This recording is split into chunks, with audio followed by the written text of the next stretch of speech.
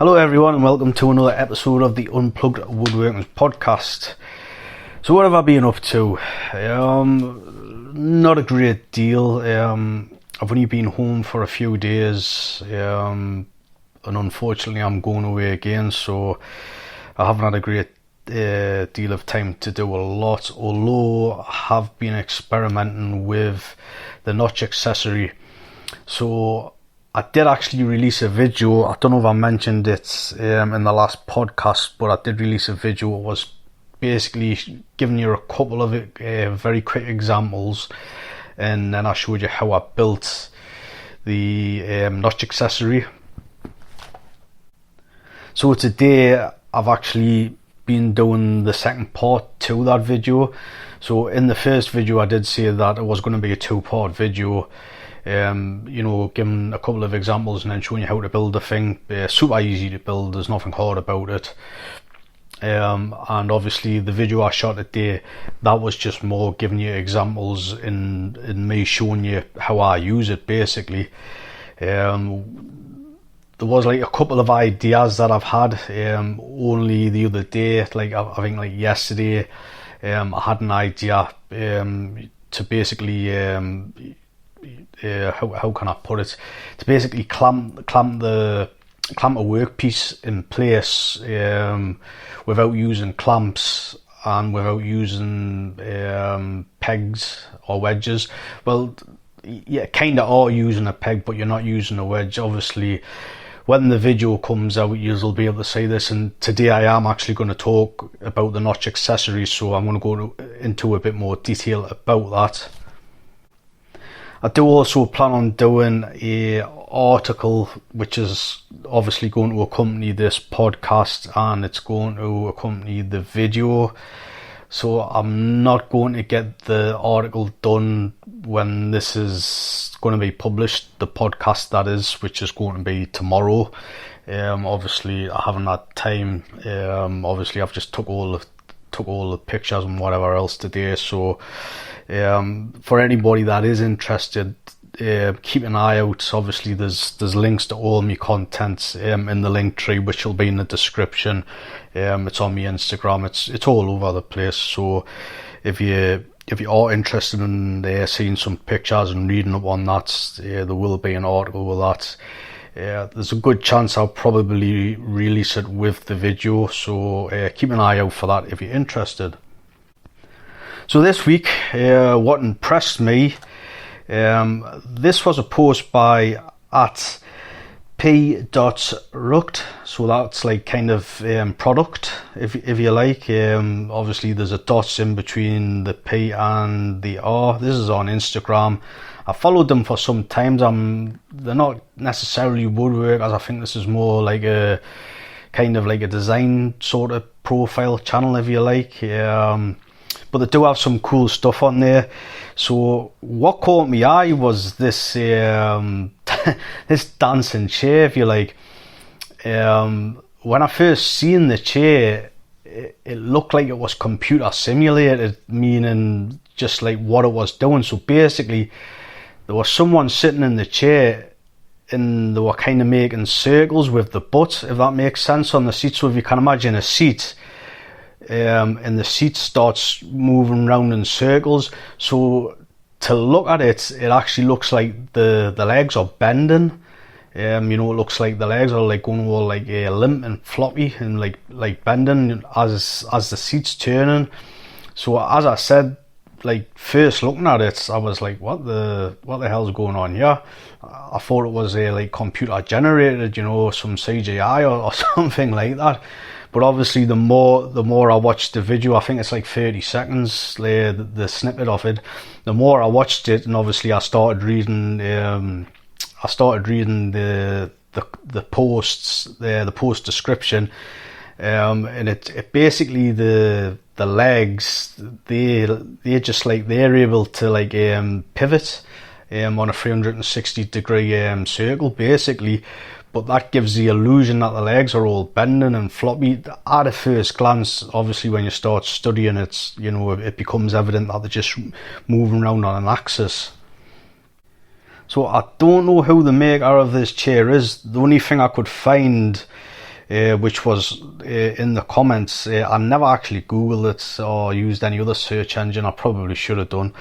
But it's reference to Joseph Hoffman, and it's supposed to represent some sort of Viennese modernism. That's a little bit over my head. I'm not I'm not much into design and modernism and things like that. But it's very cool. I will leave a link in the description. Go and check it out. Honestly, when you have a look at it, it's kind of messes with your brain a little bit until you get a grasp on it. It's really cool chair. Okay, so today is going to be about the Notch Accessory, as I've already said. So I'm just going to go over like the construction of it, and just some of the things I've been using it for, a couple of the ideas, and obviously I'm going to basically go over what I personally use it for, and I'm using it a lot for, kind of pretty much what it was invented for in my head, because this has basically been an idea in my head for a very long time. It took us such a long time to make it. Before I made it, I was just using a single piece of scrap wood, anything that was lying about to kind of mimic this. And as I said, it just took us such a long time. Why, I do not know. So the construction, it's really simple. It was like two sections. I think there were 4-inch boards. I cut them down to 4 inches. Plus one of the boards, I added the thickness of the material, so it was a perfect size all the way around. I basically planed these, and before I glued it together, I rounded over the two top sections. There is a reason for that, which I'm going to get into in a minute. I measured out for lines, for my holes. I basically just pulled some lines down, measured out for the dog holes, and I drilled them, basically glued the thing together, and that's it. So I tell a lie, I did actually put some chamfers on it. That's just to take away the sharp edges, so if I catch my fingers on the sharp edges, they're not gonna, there's no sharp edges to make them bleed, basically.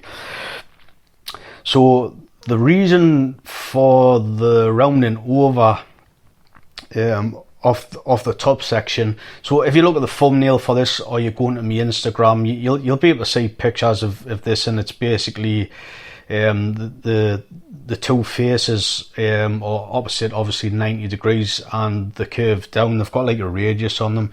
So the reason for this, which I have had questions about, is it's kind of the same thing as I've just been talking about for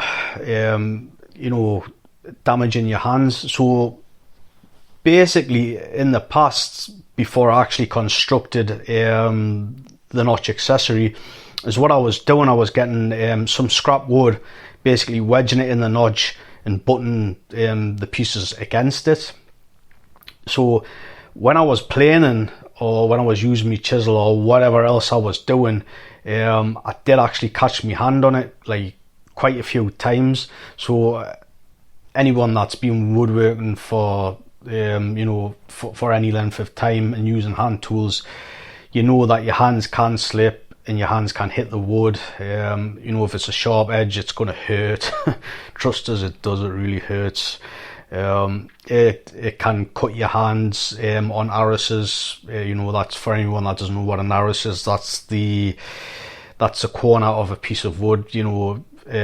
Say on the edge, the 90 degree section, especially if it's just been planed, those can be extremely sharp. You will cut yourself. I've done it numerous times. So that's basically why one of the primary reasons why it got curved over. So the reasoning for it, or all of the logic in my mind for it, was that if my hand did slip with the plane, or it did slip with a chisel, so whatever it is, with it having a radius on it, there would be some deflection. So when I did hit it with my finger, say for instance that my finger was in between the edge of the plane and the wood, which it has happened, and it does hurt. So my reasoning being that if that did happen, with it being a radius, it would ride up the radius, and it wouldn't hurt as much. Obviously the corners are all chamfered, so everything's nice and smooth, there's no sharp edges. So again, my reasoning being, when it's chamfered, I shouldn't cut myself. It should just be a bang, an ow, and that should be the end of it. I shouldn't have to go and super glue myself together or whatever else that I normally do. So a couple of things I'm not happy with. The first noticeable thing is that I kind of screwed up with when I glued them together. I was a bit careless, so when I've ripped these, ripped the two 4-inch sections, I've checked it for square on the edge. However, I didn't check it for square on the face. It does seem like there's a slight bit of cupping on the face, and obviously I believe it's running down a little bit, so it's not square. So a schoolboy error, if you like. I should have checked the face for square and I didn't. So as what this means is, instead of it being 90 degrees, it's kind of looking more to be like 91 or 92 degrees. I've never actually checked it. I think it might even be 93 degrees. That might be exaggerating a little bit, but regardless of that, or rather than that'll be a better way to explain it. Rather than the 93, anyone that's going to make this, I would recommend them make it at 89 degrees. So you're turning the 90 degree angle in on itself. So I did actually do this with the Mark 1. I have shown the Mark 1, but not in great detail. This kind of slipped me mind when I done it. I don't think it would have made too much of a difference, obviously with the face being out of square. But the reason that I say this is that when you put the thing into place, and if you put it in correctly, so basically the way I say put it in correctly, the way I do this is I'll get a scrap piece of wood at the thickness that I'm going to use in the notch. I will sandwich it between the bench and the inside of the notch, put the wedge in, tap the wedge down, and then on the side I'll tap the notch, not the notch. I tap the Notch Accessory in towards the bench, if that makes sense. So it nips onto the piece of wood. So what this does, if you've got a board and it needs to be elevated off the ground, you can basically force it in to the Notch Accessory, and the friction in between the bench and the edge of the notch, it'll actually hold it in place for you. So this isn't good enough to cut with or anything like that. It's just basically so you can put it in and you can let go of it. It's hands free. When I release the video, if you do watch it, you will see, it can be a little bit fiddly. I believe when I done it on video today, I don't think I fiddled too much. I think it was quite smooth sailing. But over the last couple of days, when I've been messing around with it and stuff, sometimes it has been a bit fiddly. So as I said, when you see the video, you'll see what I'm talking about. So the thing with this, or rather what you've got to do to accommodate the nipping, is you've just got to put a little bit of an extra not a large chamfer, but you have to put a decent chamfer on the inside. I say a decent, I mean it's only going to be like somewhere in the region of like 3mm chamfer. It's no hardship to do it, and that just basically allows a piece to go in, rather than it being like a really small chamfer or a square edge. Obviously you would struggle to get it in, and there's a chance it would damage the square edge of the piece that you're putting in, which obviously you don't want to do. Originally I built, or rather I conceived the idea of the Notch Accessory basically to enable me to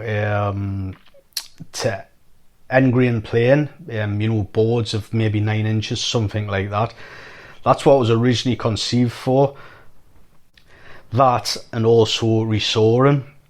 That was it. That was my only concern. I think everything else on the Roman workbench I could literally do, in one way or the other. Admittedly some things can be awkward on the Roman workbench. That was before I created I come up with the Notch Accessory. So basically, if I want to plane say a 9-inch wide board,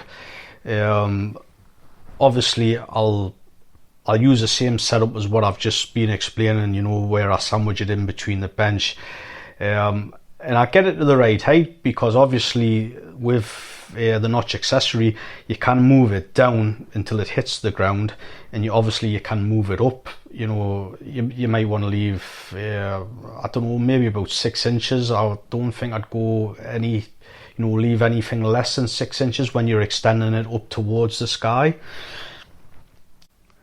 But basically, say you're end grain planing, you just want enough. You don't really want to too much past the top of the Notch Accessory. So same again, if I hadn't have messed up with this one, with the original, what I was able to do once it was set up, I was just able to push it in.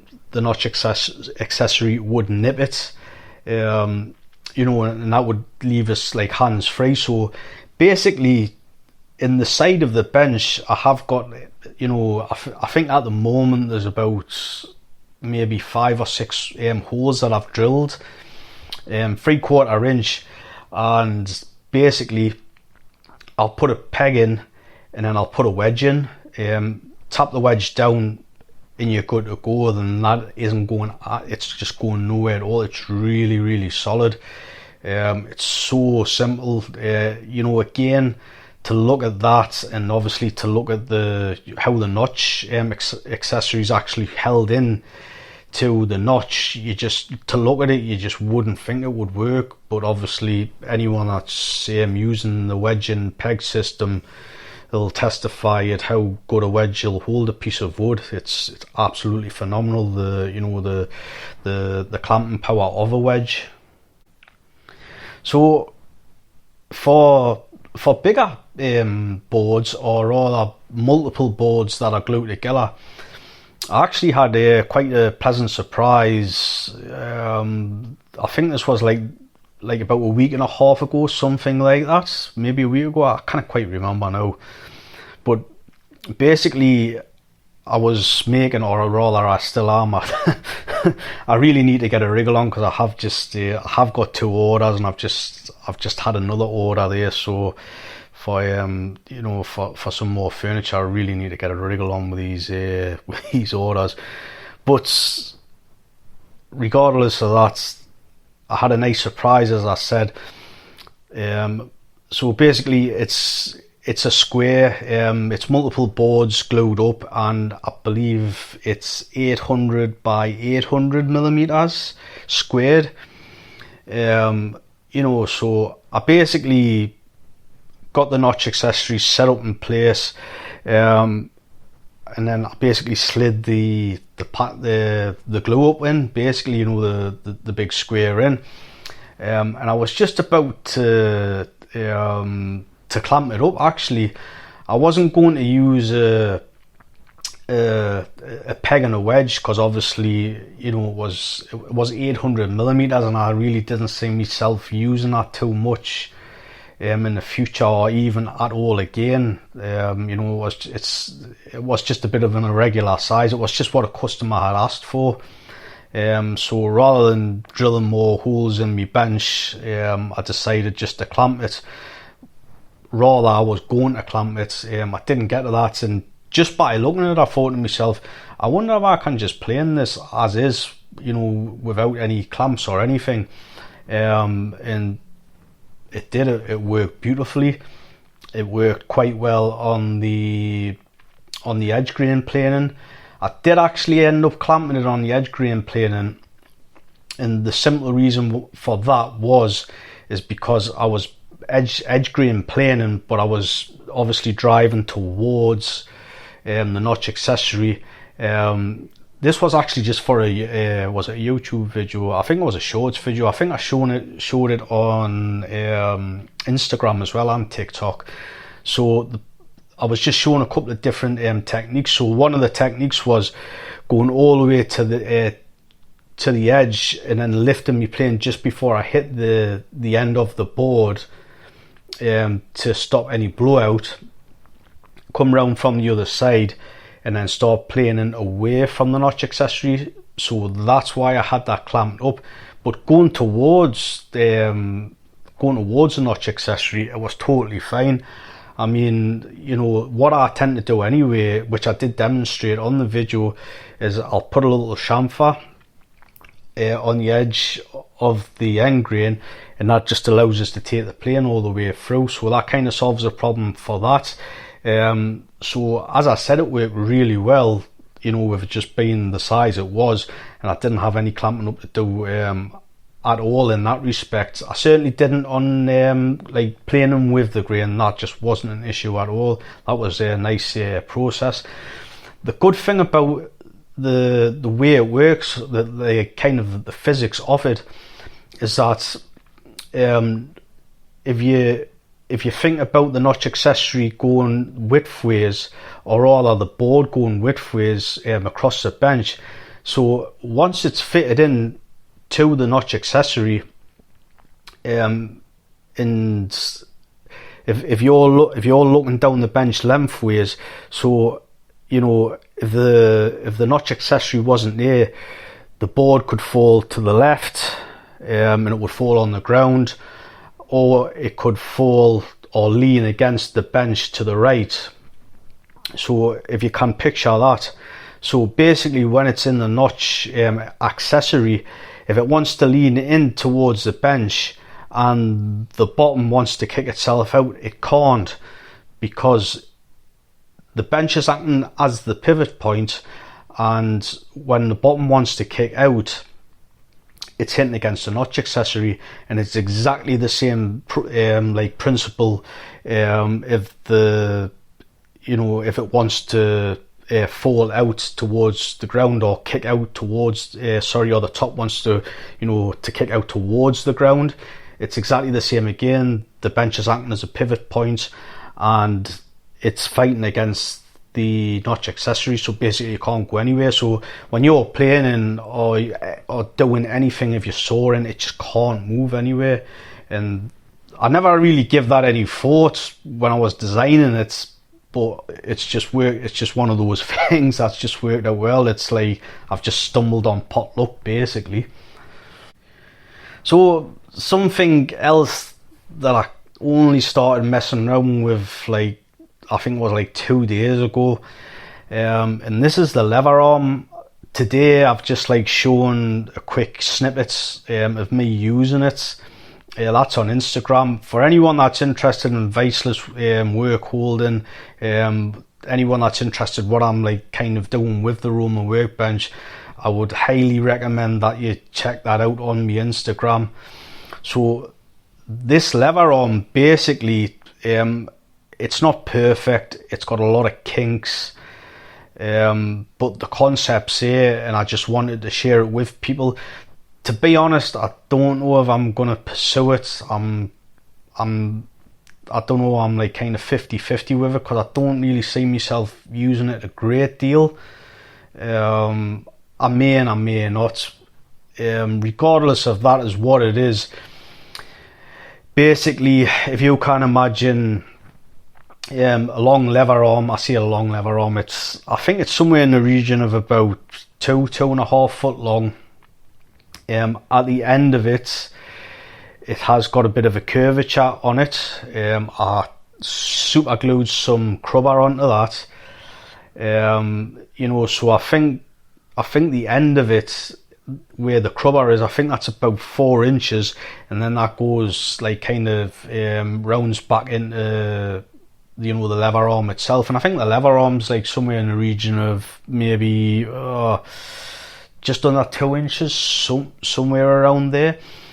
And it's got 4 holes drilled into it, which act as a pivot point. So basically, is what you'll do, you'll basically get a peg, put the peg through one of the holes, which is more convenient for yourself, and then put it into one of the holes on the side of the bench, get your workpiece into place, and basically you're just going to push down on the handle. So when you push down on the handle, it actually causes basically friction, and it pushes it against the inside of the Notch Accessory, and it basically traps itself through friction into place. As I said, I did demonstrate this, so I wedged it into place, and I got my Japanese saw and I started sawing. If you look at the video, you can see the workpiece isn't going anywhere, the arm's not moving at all. So as I said, there is some kinks to it. So quite quickly I've realised that for it to work half decent, you do have to have some sort of crubber or leather or some sort of rubber on the edge where you're going to cause the friction fit. Another thing that I realised is that you do have to have some sort of a stop. So if your workpiece, if you let go of it and it would hit the ground, and it would, it wouldn't be high enough in the Notch Accessory, you would have to put some peg, like a peg in, just to stop it from falling down. So this worked really well. So basically, if you elevate the piece in the Notch Accessory and then you use the arm, you've only got to tap it very, very slightly, and the whole thing will just fall out. But if you put a peg in, you put your workpiece in, you push the lever arm down, it ain't going anywhere, simply because the workpiece cannot move down. If the workpiece cannot move down, the arm cannot move, and obviously you've still got that friction, that horizontal pushing force towards the Notch Accessory. It just can't go anywhere. So another thing that I discovered with using this is that you need a good fitting peg. Probably, I wouldn't say overly tight, but one where you may have to like kind of just twist it to get it into the peg hole. I think that would be optimal. I've actually got I've actually got pegs, specifically one peg I've got, and it's actually got a taper on it, and this is a noticeable taper. You can notice it by your eyes, and this is actually very useful. I've talked about this before. Sometimes if I'm got material, if I'm wedging them in between pegs, sometimes I mightn't be able to get a wedge in, but I'll be able to get the peg in. It might just be the workpiece might be ever so slightly just going over the hole, the dog hole, and this is where this wedge, I've only got one wedge that's like that. All of my wedges are slightly tapered, but this is like pretty noticeable. But that wedge in general is excellent, to get into those those tight places, basically where the workpiece is just ever so slightly. I'm talking like maybe 1 millimeter over the dog hole. You wouldn't think this would crop up a lot, but it actually does. For me, it does anyway. So that's why I have that wedge, and this is one of the first wedges I ever made, and it's still the oak that I selected again, it's probably pot luck, but it's it's been a really strong piece of oak. It seems quite close grained as well. Obviously, anyone that works with oak knows that oak can split easy, so on and so forth. So another thing about the end of the lever arm, I did obviously put like a slight curvature, and this is very slight, so I think it would probably work better if I put more of a curvature on it, which I was originally going to do, but I decided not to. In all my wisdom and my knowledge, I thought it would work better with a less of a curvature to it. So if you look at it, in like if you've got it in your hands, you obviously you'll probably not be able to see it too much in a photo, but it's probably the fact that I've done this as well, and I know I've done it. But the top half of it, of the curvature, is actually more than the bottom half, if that makes sense. So I've deliberately made the curvature more on the top and evened out the curvature on the bottom, so it's going more towards square, but it's not square obviously, but to look at it very quickly, it does look it. So I think is what I should have done. I should have kept the curvature. The reason I didn't, because I was worried that I was going to push the lever and it was just going to flip out. It was just going to push its way all the way out, and obviously that I don't think that would have been the case now that I've been experimenting with the lever arm. So it's not a great problem. I've just got to redraw the curvature out again, and basically just cut it again, and take me spoke shave across it. It's maybe 10 minutes to do it. Say put some new crubber on it. So maybe tomorrow I might have a bit of a mess around with that and see if that makes any difference. Obviously I'm going to be able to put all this in the article I will be writing, which will probably come out with the video. So one of the things that I seen a potential for when I first made the Notch Accessory, this was the Mark 1, which is the faces are a lot smaller. The possibility or the concept what I seen was a makeshift Moxon vise, kind of the same way that I use me toolboxes. I have got like a 2 square toolboxes. I've got like a big Japanese one. I've talked about this before. Basically get it on the bench. If there's enough tools in it, you can put a rubber mat down and then just clamp your workpiece to the toolbox, and you can start using it kind of like a Moxon vise, cutting dovetails and whatever. So obviously with it being 90 degrees, and if you look at the Notch Accessory to a degree, it does actually looks like a Moxon vise. It's just missing the front jaw and obviously your screw parts, the screw fixtures basically. So today I was having obviously having a mess around, and I was filming the video showing some examples.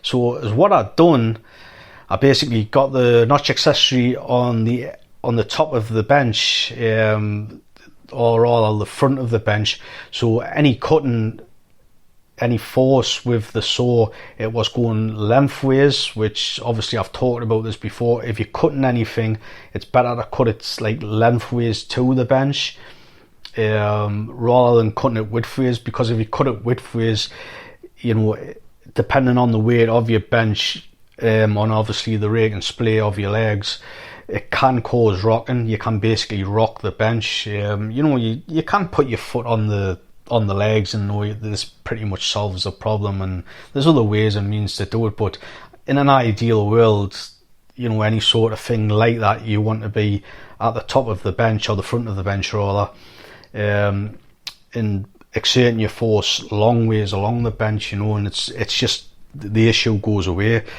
So I basically put a peg through, and that went through the Notch Accessory, and that went through the bench. Obviously, this went through one of the first tools at the top of the bench, which I would normally use, to butt against, like a plane and stop. And I got a metal hold fast, put it in the middle of the bench, got it onto the workpiece, and tapped it down. So then I got a 9-inch board, put it into place. I used 2 F clamps. These F clamps are pretty, the pretty sound clamps. You get a decent amount of clamping pressure off them. These are only cheap things, but they are quite good for the price I paid for them. So basically, clamp them into place. I think there may have been somewhere in the region of, I'm going to say about 10 inches. There was 10 inches past the top point of the Notch Accessory, so there was 10 inches unsupported. So they were basically clamped into place, and then there was 10 inches above that unsupported. And I started cutting dovetails. It was more for the video, I was just showing, what was, some ideas and concepts and whatever else. But to be honest with you, they weren't too bad. I think I can't remember what I said on the video. I think I said somewhere along the lines of, it's not perfect, it's not great, but it's doable, it's usable. I think I said somewhere along those lines, but I did actually try it again off camera, and I'm kind of, at the moment when I'm thinking about it, I'm thinking to myself, it's not too bad. There wasn't a lot of movement, there wasn't a lot of vibration in the workpiece when I was sawing. So I think I may have been not harsh in my words, but I don't think I've done it justice. So I think that's something I'm probably going to start incorporating when I am doing dovetails. Obviously, it has got its limitations. If it's a really tall piece, you're just not going to be able to do it. I mean, for me, that wouldn't be an issue anyway, because I am quite used to cutting me tail portions lying on the bench, so in the horizontal position. So it doesn't matter if it's 4 foot or if it's 20 foot. It doesn't really make a difference in that perspective for us. Obviously, that would mean I would have to cut the pins in the same way, but for the likes of drawers and things like that, I think that would be pretty feasible. Even on the blanket chests that I make, I think I'd probably be able to do the blanket chests in the same sort of setup. I was actually quite surprised, at how well it held it. Same again, what I've just been talking about. I think I haven't sang it enough praise, on the video when I've been recording. Obviously, when I'm looking back now, I'm kind of changing my mind and thinking, it's a pretty feasible thing. Something that I forgot to mention at the start of this podcast when I was going over the construction of it. When I've constructed it, I've just used what I've had to hand, and that happened to be 21 millimeter thick oak. I think possibly, or most definitely, if I'm honest, that should be thicker. I'm thinking more like, somewhere in the region of at least 25, probably over. I think 30 would be pretty good. Another one of the issues, I think I forgot to mention this, is that when you've got the pegs in and you're using the wedge, I think I demonstrated this. I can't remember what I did on that. There might be a video of us doing this. I think I might have actually clamped them into place. But when I was cutting the round mortise and tenon joints, the angled ones, I was demonstrating that today, and one of the issues with doing that, when you put the pegs through, so basically you'll get the leg, which is a square leg, you'll put it into the corner, you'll put 2 pegs either side, and then you'll put wedges, that wedge against the pegs and then wedge against the workpiece, basically pushing it into the corner. And that was one of the ideas of, kind of why I built this the way I have, with the dog holes in it. So the problem with it is that it's only 21mm thick. With it only being 21mm thick, the pegs are able to twist out. It's still, clamps into place. The wedges still do the job, but I think this would be less predominant. If it was if the thickness was taken to maybe like 30mm. I mean, you probably get away with 35mm. This would also help with the flex. In the Moxon situation, I think there was a little tiny bit of flex. I mean, like a stupid amount, like a tiny small stupid amount. I don't think it's much of a big deal. I think definitely the pegs would benefit. I just thought I'd mention that in case anyone kind of thinks about making it. I mean, if you are going to use a thicker material, 30mm material, who's to say that you couldn't actually turn it into a Moxon vise? You could actually still have, you could strategically put the dog holes in certain places, and you could actually leave holes, drill some holes to put the screw portion of a Moxon, like the Moxon vise ironmongery. You could actually do that, for anyone that feels the need to add a Moxon vise or a vise to the Roman workbench. I mean, I have had this question, in the past, and my answer was basically it doesn't need a vise. My second answer was, if you're really hell bent on putting a vise on it, I personally would put a Moxon vise on it. I'm not against vices. I've said this like 100 times. I'm really not against vices. I just don't think it's necessary to put some sort of a fixed vise on a Roman workbench. I feel it just takes away from the essence of the bench. As I said, I think anything, I would really recommend a Moxon vise. So I think that's pretty much it for today, guys. Again, if you've got any questions, leave a comment on my social media. Send us an email at unpluggedwoodworking.com. Yeah, I think that's pretty much it. Oh, well, I remember, a very, very, very big thank you to everyone that's been basically subscribing to my YouTube channel, all my new followers on Instagram, and obviously to everybody that's been following us for a while. I really appreciate it. It's absolutely awesome. So thanks very much, guys, and until the next time, I shall speak to you later.